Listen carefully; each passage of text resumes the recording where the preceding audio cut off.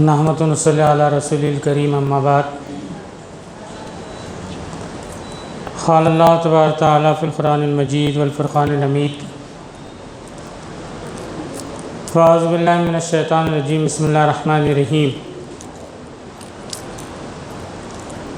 هو الذی ارسل رسولہ بالہدی ودین الحق لیظہرہ علی الدین کلہ وکفی باللہ شہیدا محمد رسول اللہ والذین معه اشداء علی الکفار رحماء بینہم تراہم رکعا سجدا یبتغون فضلا من اللہ ورضوانا سیماہم فی وجوہہم من اثر السجود ذلک مثل فی التوراۃ ومثل فی الانجیل وقال ولا تهنوا ولا تحزنوا وانتم الاعلون ان کنتم مؤمنین وقال وما ارسلناک الا رحمۃ للعالمین صدق اللہ العظیم والمولا الکریم قال النبی صلی اللہ علیہ وسلم ترکتم فیکم امرین کتاب اللہ سنت رسول وقال علیہ الصلاۃ والسلام برادران اسلام، اللہ رب العالمین نے ہمیں 1440 ہجری اور اسلامک مہینوں سے گزارتے ہوئے رجب کے مہینے میں داخل فرمایا اور اس سرزمین کی سب سے بڑی سب سے قیمتی نعمت اور دولت ہمیں اسلام اور محمد رسول اللہ صلی اللہ علیہ وسلم کی امت میں پیدا فرمایا۔ یہ فرق اگر میرے اور آپ کے ذہنوں میں بیٹھ جائے کہ زمین کے سب سے بڑی نعمت ہمیں عطا کی گئی وہ ہے اسلام اور محمد رسول اللہ صلی اللہ علیہ وسلم کی شریعت، یہ ذہن میں اگر ہمارے بیٹھ جائیں کہ زمین کے سب سے قیمتی انسانوں میں سے اگر بہترین گروہ اگر کوئی ہے تو وہ میں اور آپ کا ہے، کیونکہ اللہ سبحانہ تعالیٰ نے جو بات سورہ آل عمران میں ارشاد فرمائی وہ یہ ہے کہ کنتم خیر امۃ اخرجت للناس تأمرون بالمعروف وتنہون عن المنکر، کہ تم وہ بہترین گروہ ہو جو انسانوں کے درمیان کھڑا کیا گیا، جو نیکی کا حکم کرتا ہے اور برائی سے روکتا ہے۔ میں نے آپ حضرات کے سامنے جن آیتوں کی تلاوت کی وہ سورہ فتح کی آخری آیت ہے۔ محمد رسول اللہ صلی اللہ علیہ وسلم کا انبیاء مشن کا فاتح مکہ بہت بڑا حصہ تھا۔ نبی اکرم صلی اللہ علیہ وسلم کا یہ عزم، یہ حوصلہ ہجرت کے وقت ہی سے تھا کہ میں مکہ کو فتح کروں گا۔ نبی اکرم صلی اللہ علیہ وسلم کی رسالت، آپ کی بعثت، آپ کا نبی بنایا جانا، آپ کو نبوت عطا کیا جانا، آپ کا پیغام ربانی کی شکل میں مکمل نظام حیات قرآن مجید کا دیا جانا، یہ ہمارے لیے ایک نعمت اور باعث فخر ہے۔ اللہ سبحانہ تعالیٰ نے ان آیتوں میں یہ بات بہت واضح انداز میں ارشاد فرمائی کہ ہم نے نبی کیوں بنایا، نبی اکرم صلی اللہ علیہ وسلم کو رسالت کیوں عطا کی گئی، نبی اکرم صلی اللہ علیہ وسلم کو ایسی بستی ایسے انسانوں کے درمیان کیوں نبی کا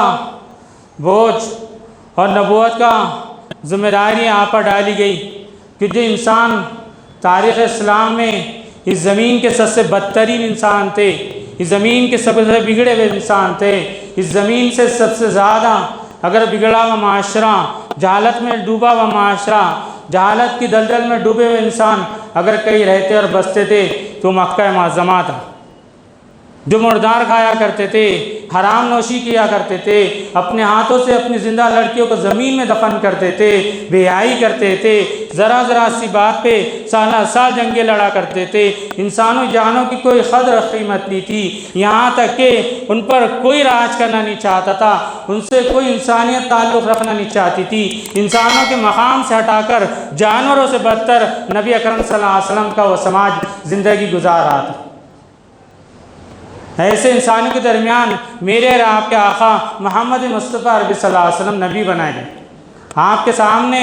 ایک ڈوبا ہوا جہالت میں ڈوبا ہوا معاشرے کا بہت بڑا چیلنج تھا، لیکن قرآن ہمارے سامنے آپ کا نقشہ کھینچ کر پیش کرتا ہے، اور اس لیے پیش کرتا ہے کہ قیامت تک کے آنے والی امت مسلمہ کو اسی دعوت کو، اسی فکر کو اور اسی نقشے پر آپ کو اپنے کام کو انجام دینا ہے۔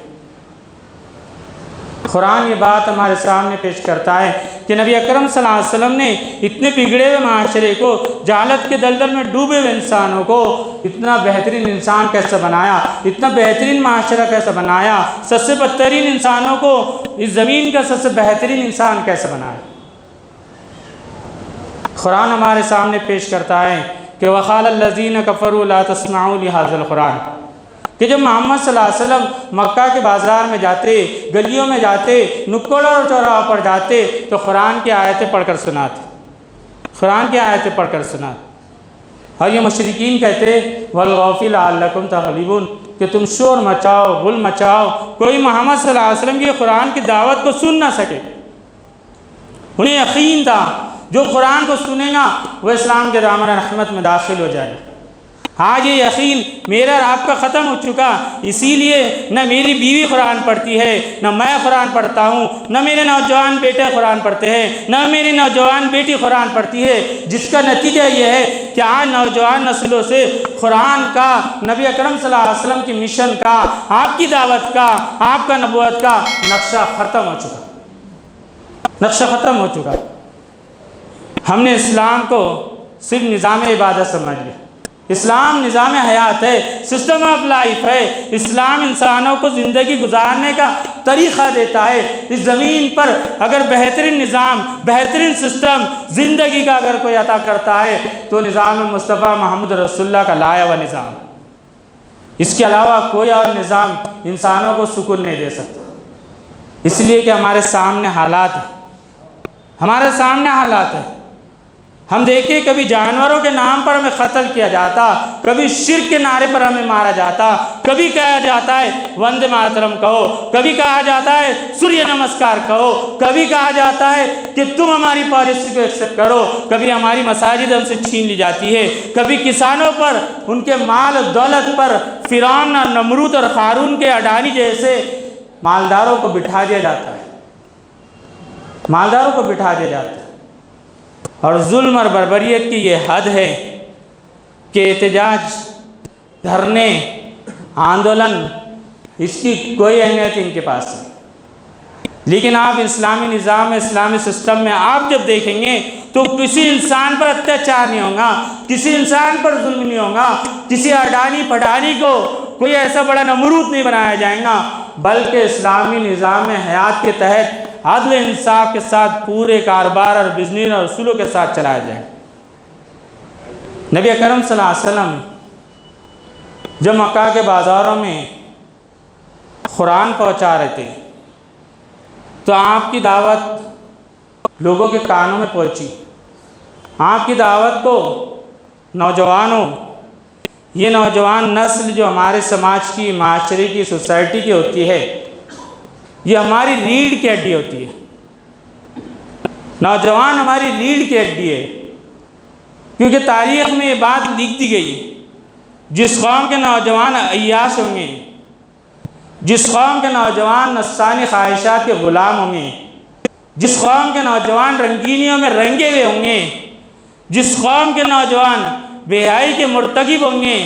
اللہ رب العالمین اس قوم کو اونچے مقام سے ہٹا کر ذلت، پستی اور رسوائی میں ڈال دینا۔ آج ہماری صورتحال کیا ہے؟ ہم قرآن سے، حدیث سے، سیرت سے، تاریخ سے اپنے سماج کو، اپنے نوجوانوں کو چیک کریں۔ ہم آزاد چوک سے لے کر تو بیگم پورے کی سرحد تک دیکھے کہ ہماری مسلم معاشرے کے نوجوانوں کی صورتحال کیا ہے، ان کی کیفیت کیا ہے، ان کی زندگی گزارنے کے انداز کیا ہے، ان کی سوچ اور فکر کیا ہے، ان کی صبح اور شام کی عادتیں کیا ہیں۔ جب ہم دیکھتے ہیں تو ہمیں ایسا لگتا ہے کہ ان کے پاس اسلام نہیں،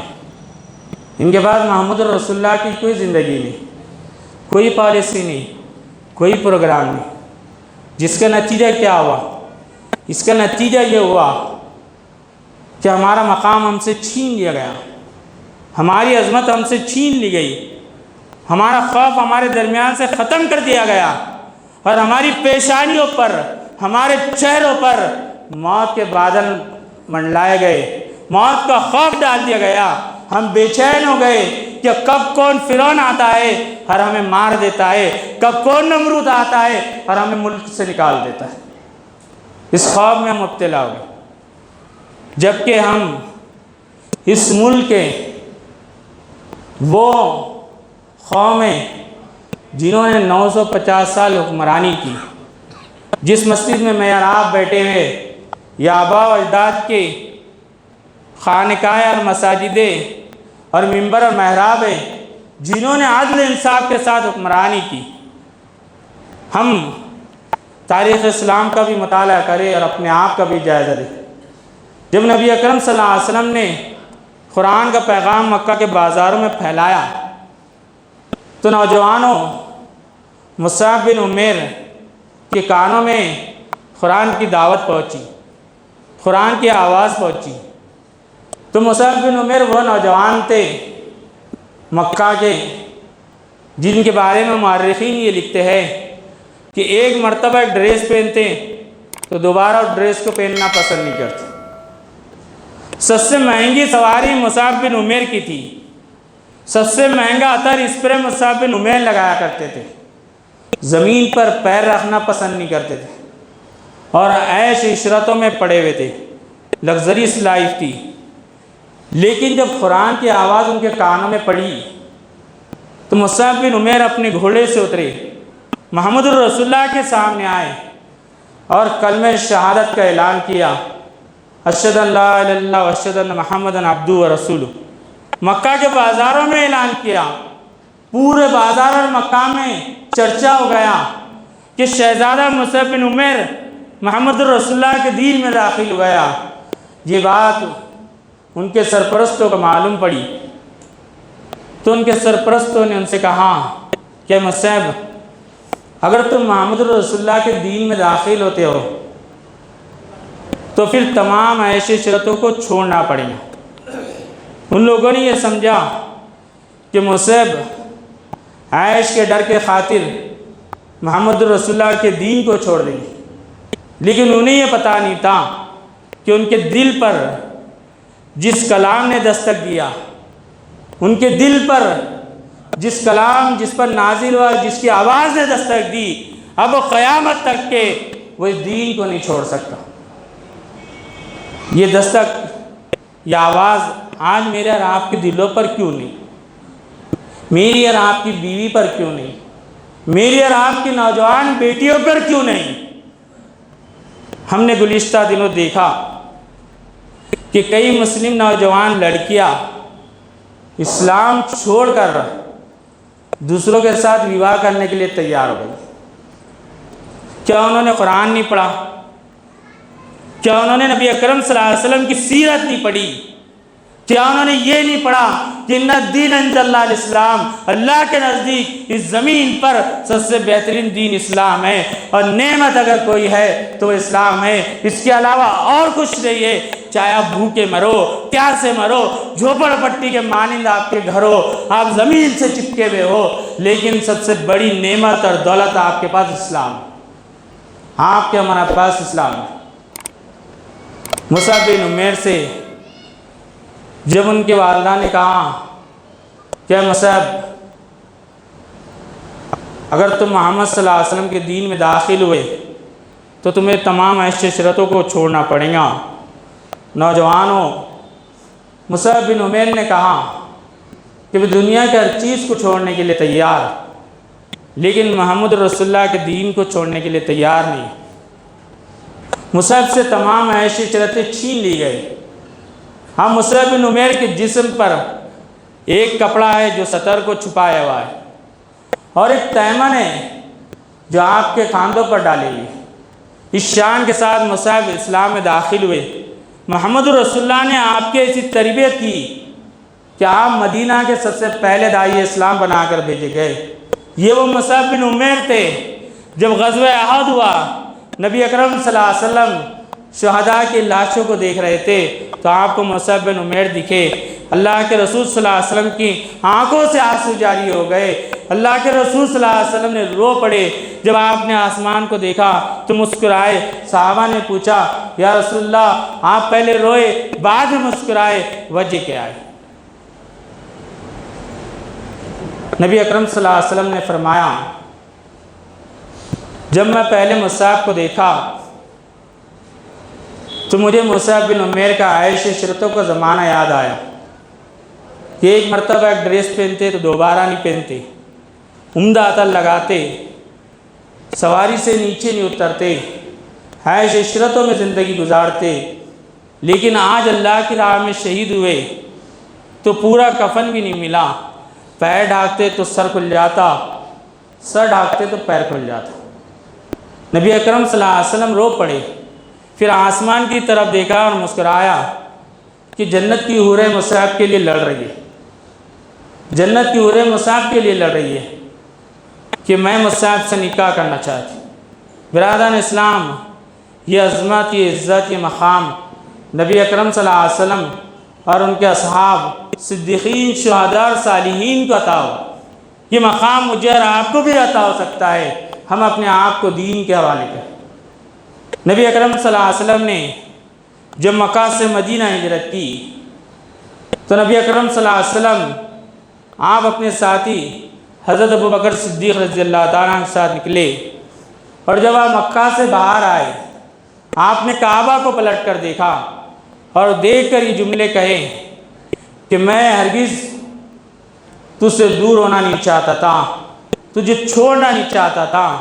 تجھ سے دور ہونا پسند نہیں کرتا تھا، لیکن میری قوم نے مجھ کو مجبور کیا، میری قوم میری جان کی دشمن بنی، اس لیے میں اس شہر کو چھوڑ کر جا رہا ہوں۔ اور آپ نے کعبے کو دیکھ کر کہا ان قریب میں تجھے فتح کروں گا، ان قریب میں تجھے فتح کروں گا۔ نبی اکرم صلی اللہ علیہ وسلم نے نبوت کی سیاسی اسٹریٹجی بنائی اور آپ نے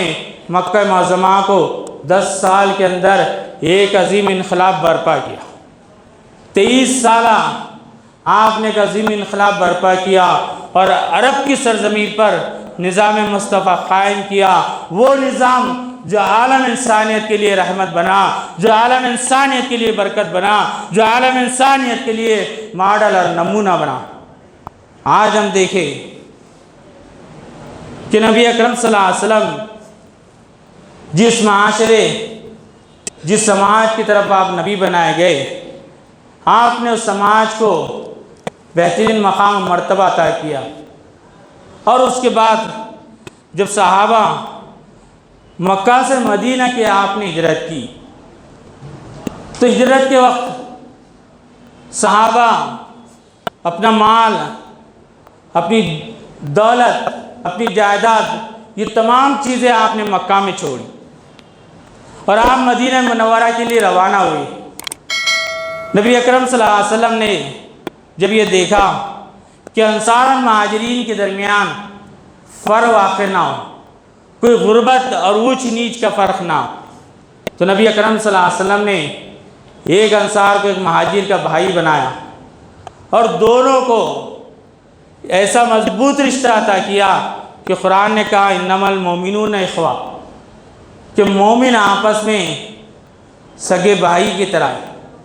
صحابہ نے اس رشتے کو اتنا مضبوطی کے ساتھ تھاما کہ تاریخ میں آتا ہے کہ عبد الرحمن بن عوف یہ مہاجر تھے۔ مہاجر ان لوگوں کو کہا جاتا ہے جو مکہ سے مدینہ ہجرت کی، انصار ان لوگوں کو کہا جاتا ہے جو مدینہ منورہ کے۔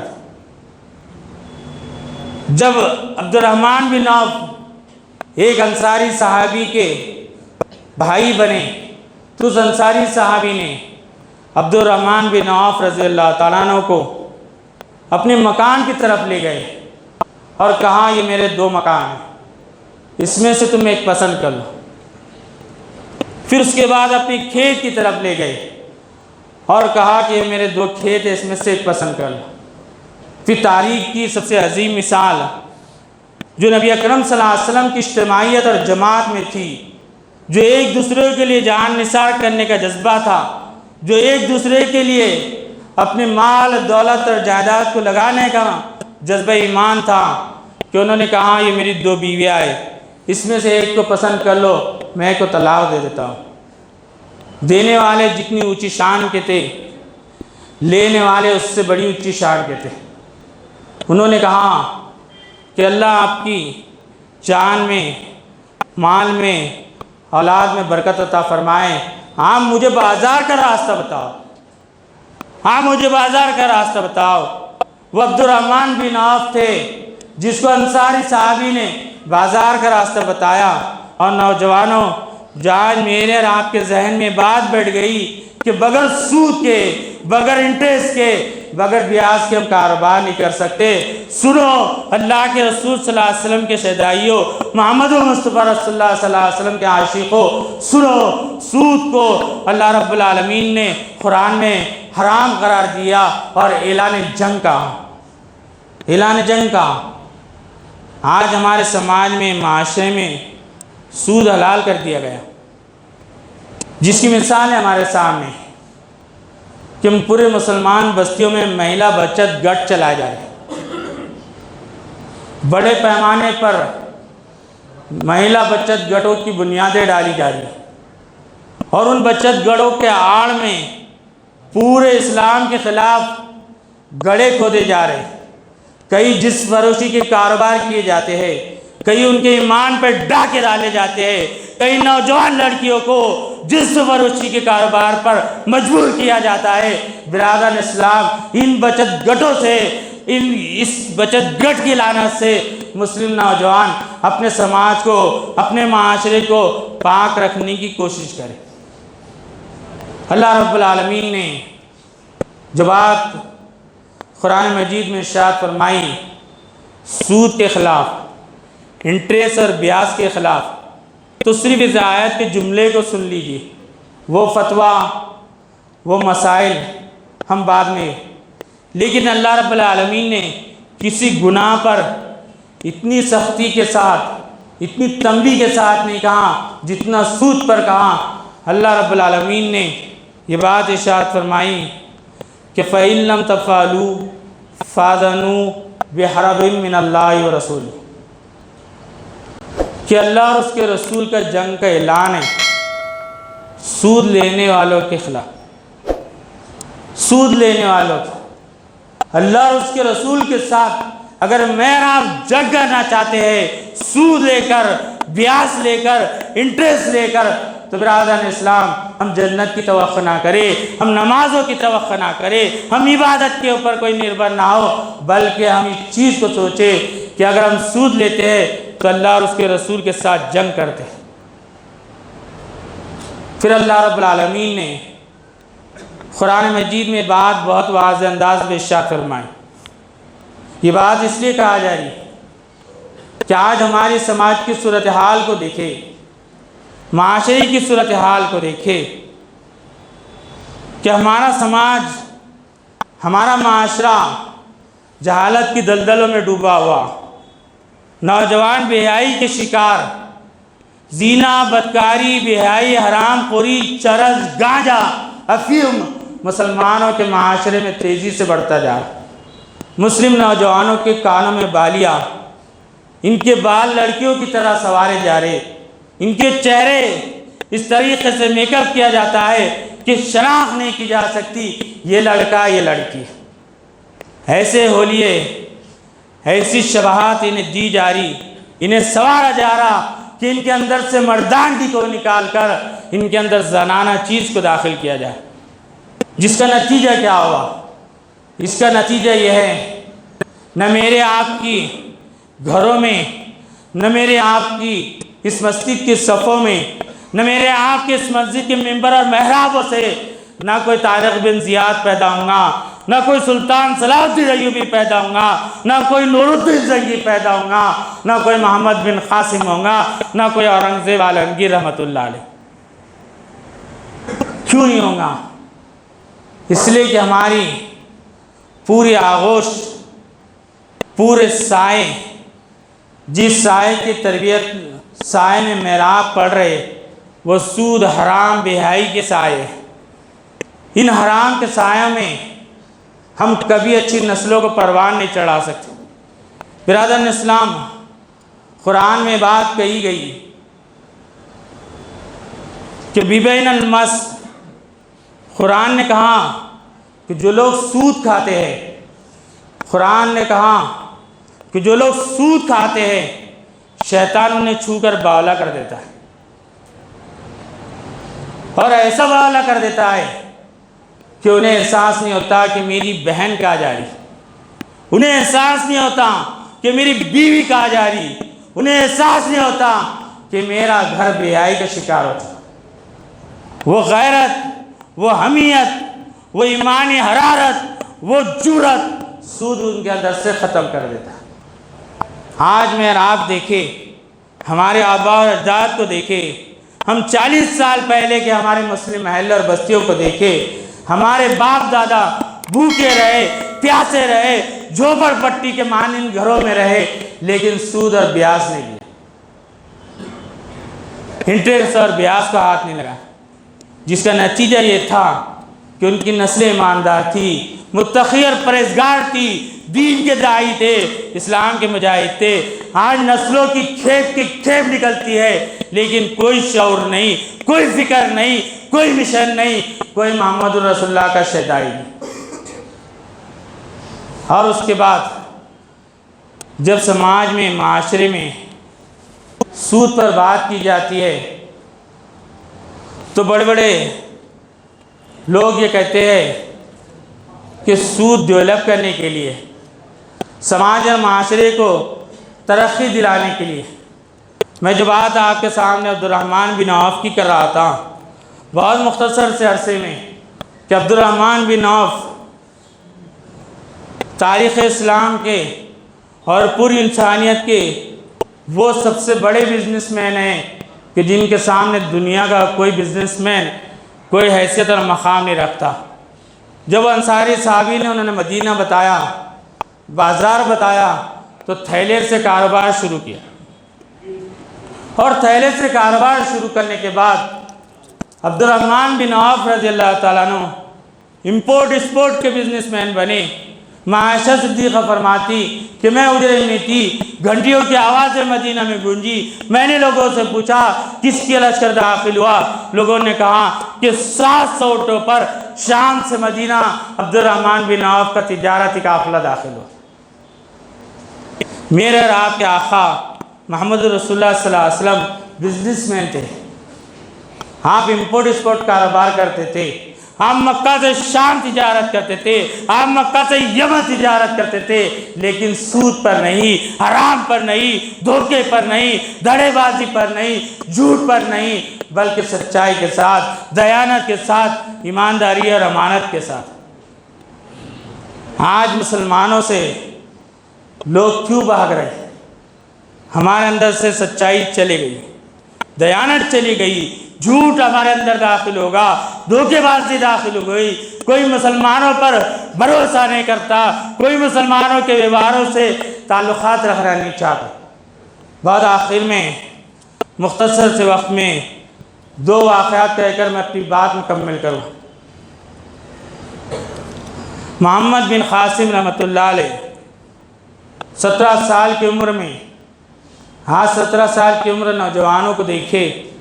تو انہیں زندگی گزارنے کا شعور نہیں، کب کس کی گاڑی اپنے آنکھ پر آ جائے اور کب کس کو زخمی کر کر چلا جائے۔ بہت افسوس ہوتا ہے مسلم نوجوانوں کے شعور پر۔ 17 سال کی عمر میں محمد بن قاسم نے سندھ کو فتح کیا، صرف اس لیے فتح کیا کہ ایک لڑکی کو کسی نے قید کر لیا تھا، ایک راجہ نے قید کر لیا تھا، اس کو چھڑانے کے لیے سندھ کو فتح کیا۔ جب سندھ میں داخل ہوئے تو آپ نے عدل انصاف کو قائم کیا، دیانت کو قائم کیا، ایمانداری کو قائم کیا۔ جب محمد بن قاسم یہاں سے واپس جانے لگے تو تاریخ میں وہ بات لکھ دی گئی کہ میلوں تک سندھی محمد بن قاسم کے پیچھے روتے ہوئے گئے اور کہا کہ قاسم تم نہ جاؤ، تم چلے جاؤ گے تو دوبارہ فتنہ اور فساد ہوگا، تم چلے جاؤ گے تو ہماری جان مال اور عزت لوٹے جائیں گے، تم چلے جاؤ گے تو چوری اور ڈکیتی کی جائیں گی، اے قاسم تم نہ جاؤ۔ لیکن محمد بن قاسم اپنے خلیفہ کے حکم پر واپس چلے گئے۔ برادران اسلام، یہ زمانے میں ہماری پہچان تھی۔ ہم اسپین کو دیکھیں کہ ایک عیسائی لڑکی کی عصمت بچانے کے لیے اسپین کو فتح کیا اور طارق بن زیاد اسپین گئے اور اس عیسائی لڑکی نے خط لکھا اور اس خط کے تاریخی جملے تھے کہ سورہ زمین پر اگر انسانوں کی کوئی حفاظت کر سکتا ہے تو مسلمان ہے، کوئی ہماری جان مال اور عزت کو محفوظ رکھ سکتا ہے تو وہ مسلمان ہے۔ زمانے میں ہماری یہ پہچان تھی، لیکن آج یہ پہچان کا ہے؟ ہم نوجوانوں سے پوچھنا چاہتے یہ پہچان کا ہے؟ علامہ اقبال رحمۃ اللہ علیہ نے طارق بن زیاد کے خدمت میں اشعار پڑھے جو آج نوجوانوں کے سامنے پیش کیا جاتا ہے کہ غازی یہ تیرے پراسرار بندے جینے تو نے بخشا ہے ذوق خدائی، دو نیم ان کی ٹھوکر میں صحرا و دریا، ہیبت کر سمٹ کر پہاڑ رائی۔ ان کی پالیسیوں سے، ان کے پروگرام سے، ان کے مشن اور مقصد سے دنیا کی بڑی بڑی سپر پاور طاقتیں گھبرایا کرتی تھی، لیکن آج ہم سے کوئی گھبراتا نہیں، کوئی ڈرتا نہیں، کسی کی پالیسی، کسی کا پروگرام چینج نہیں ہوتا۔ کیوں نہیں ہوتا؟ اس لیے کہ ہمارے پاس نہ اللہ کے رسول صلی اللہ علیہ وسلم کی محبت ہے، نہ اللہ کی محبت ہے، نہ قرآن ہے، نہ شریعت ہے، صرف مگن ہے تو ہم دنیا میں مگن ہیں۔ ہم آئے ایک مضبوط عزم اور ارادہ کرے، نوجوانوں اپنی زندگی کو اللہ اور اس کے رسول کے حوالے کرے، محمد رسول اللہ کا سچا اور پکا عاشق اور شہدائی بنے۔ نوجوانوں ایک عزم کرے کہ آج سے ہم اپنی زندگی کو بدلیں گے، حالات کو تبدیل کریں گے، معاشرے اور سماج کو تبدیل کریں گے اور قرآن اور نبی اکرم صلی اللہ علیہ وسلم کی سیرت کے سائے میں زندگی گزارنے والے بنیں گے۔ اگر ہم ایسا کریں گے تو ہمارے سامنے ہماری عظمتیں، ہماری عزتیں، ہماری سربلندی ہمیں نظر آئیں گی، ورنہ اگر ایسا نہ کریں گے،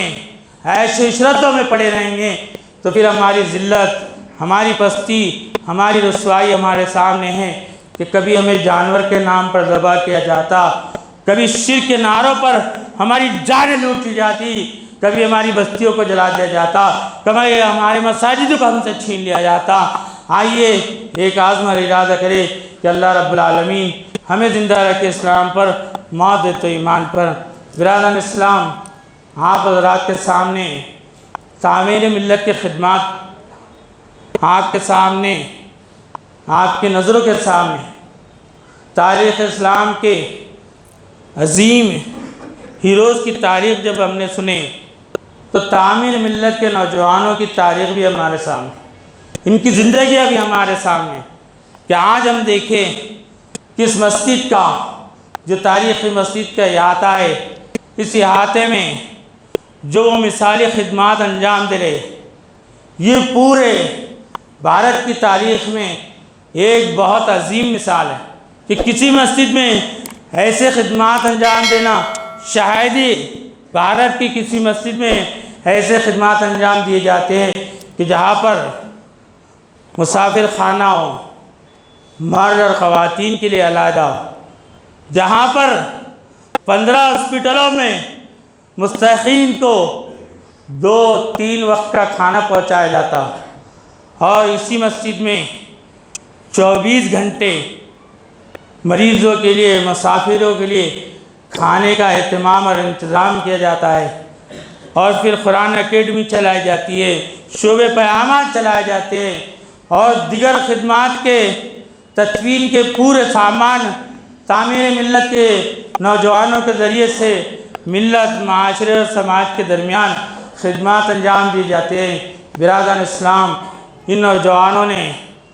اس عظیم خلیفہ کی سنت کو زندہ کیا کہ جب ہم جس خلیفہ کا نام سنتے ہیں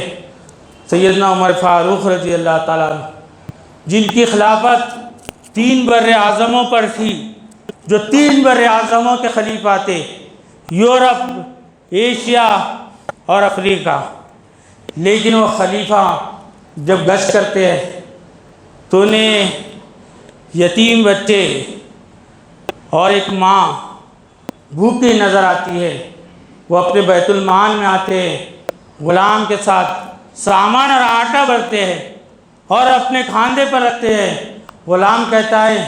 کہ امیر المومنین لاؤ میں یہ تھیلا لیتا ہوں، لیکن اس خلیفہ کی خدمت کو دیکھیں جس خلیفہ نے کہا کہ میں خادم الامت ہوں، اگر آج یہ حرارت، یہ کیفیت ہمارے معاشرے کے کارپوریٹروں میں آ جائے تو میرا اور آپ کا سماج، میرے اور آپ کا محلہ مثالی محلہ بن جائے گا۔ نہ میرے محلے میں کوئی زانی ہوگا، نہ میرے محلے میں کوئی بے حیائی کرنے والا ہوگا، نہ کوئی شراب پینے والا ہوگا، نہ کوئی جوا کھیلنے والا۔ ہم یہ چاہتے ہیں کہ ہمارے پورے سماج میں ایک انقلاب برپا ہو۔ تو آپ حضرات سے یہ گزارش ہے کہ تعمیر ملت کے یہ جتنے بھی انتظامات اور خدمت کے کام ہوتے ہیں آپ حضرات کے تعاون سے ہوتے ہیں۔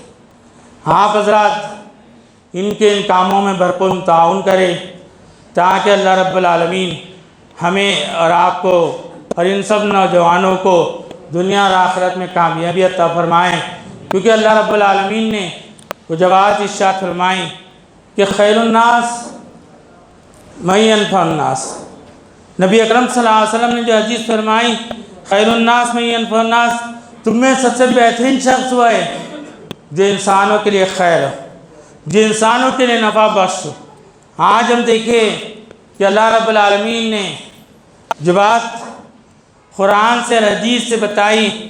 کہ تم ملت کے مسائل میں دلچسپی لو، ملت کے حالات پہ دلچسپی لو، ان کی تعلیم پہ دلچسپی لو، ان کے حالات کی طرف متوجہ ہو۔ کوئی مسلمان ایسا نہ ہو کہ جو بھوکا سوئے، جو پیاسا سوئے، جو پریشان حال ہو، تو اس کی پوچھ ہم سب سے ہوگی۔ اللہ کے رسول صلی اللہ علیہ وسلم نے ہم سب کو ایک جسم کے مانند قرار دیا۔ ہم سب ایک جسم کے مانند ہیں۔ اگر ہم میں سے کسی کو تکلیف ہوتی ہے، کسی کو کوئی آزمائش آتی ہے تو ہم سب اس کا حصہ بنیں۔ جس طرح نبی اکرم صلی اللہ علیہ وسلم نے مدینہ منورہ میں زکوٰۃ کا نظام قائم کیا تھا تو 9 سال کے اندر نبی اکرم صلی اللہ علیہ وسلم کے اس نظام میں اتنی برکت، اتنی رحمت تھی کہ 9 سال کے بعد پورے مدینہ میں کوئی مانگنے والا نہیں تھا، کوئی مانگنے والا موجود ہی نہیں تھا۔ اس لیے کہ زکوٰۃ کے جو 8 مدات جو نقشہ قرآن نے بتایا، اس نقشے کے مطابق آج محراب اگر زکوٰۃ دیں گے تو سماج کے تمام مسائل کا حل ہم ادا کریں گے۔ برادران اسلام، دوسری بات یہ ہے کہ ہمارے معاشرے میں اور ہمارے سماج میں کئی بیوائیں ایسی ہیں، کئی لاچار اور مجبور خواتین ایسی ہیں کہ جن کی زندگیاں گزارنا ان پر مجبور ہے، جن کی صبح اور شام ان پر مصیبت بنی ہوئی ہے۔ تو ان بیواؤں کا ہم خیال رکھیں، ان محتاجوں کا ہم خیال کریں۔ معاشرے، محلے اور بستی کی طرف ہم نوجوان متوجہ ہوں۔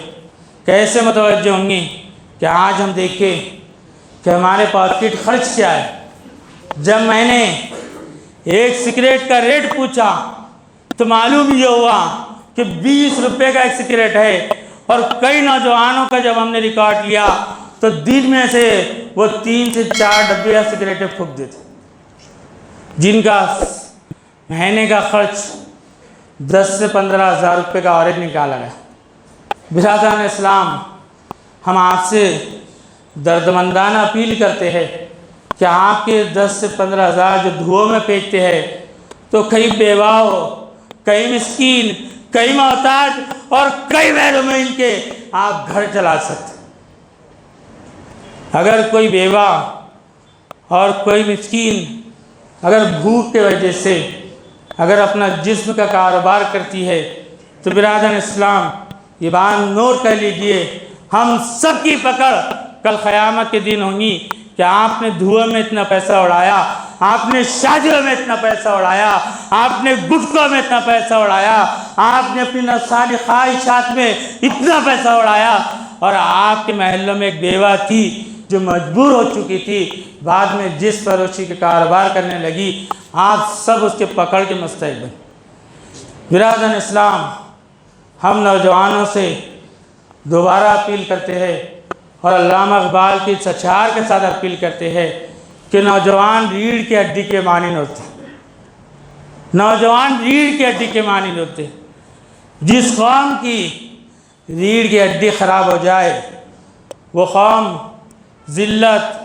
پستی، رسوائی کے گڑھوں میں ڈال دی جاتی۔ آج ہم دیکھیں کہ ہمارے نوجوانوں کی صورتحال کیا ہے، ہمارے نوجوانوں کی کیفیت کیا ہے، ان کی سوچ کیا ہے۔ اگر ہمارے نوجوانوں کی سوچ اور فکر بدل جائیں گی تو اللہ رب العالمین دوبارہ میں عظمت اور عزت کے مقام عطا فرمائیں گا۔ بہت آخر میں ہم جس شہر میں رہتے ہیں وہ اورنگزیب عالمگیر رحمۃ اللہ علیہ کے شہر ہے، اور اس شہر کو اورنگزیب عالمگیر رحمۃ اللہ علیہ کے نام سے جانا جاتا ہے۔ ہم شاہی مسجد میں جائیں اور اس پتھر کو دیکھیں جس پتھر پر عالمگیر بیٹھ کر قرآن لکھا کرتے تھے، اور قرآن کے سائے میں 52 سال تک اکھنڈ بھارت پر حکومت کی۔ برادران اسلام، آپ غلام نہیں، آپ کیڑے مکوڑے نہیں، آپ جانوروں کے نام پہ مارے جانے والے گروہ نہیں، بلکہ آپ اس قوم میں، اس زمین پر آپ حکمران ہیں۔ ہم اللہ رب العالمین سے دعا کرتے ہیں کہ اللہ رب العالمین ہمارے نوجوانوں کو ہوش و حواس عطا فرمائے، ہمارے نوجوانوں کو جوش عطا فرمائے، تاریخ اسلام کے ہیروز بننے کی توفیق عطا فرمائے، اور ملت کے مسائل میں دلچسپی لینے کی توفیق عطا فرمائے۔ اللہ رب العالمین ہمیں زندہ رکھ اسلام پر، موت دیتے ایمان پر۔ وآخر دعوانا الحمدللہ رب العالمین۔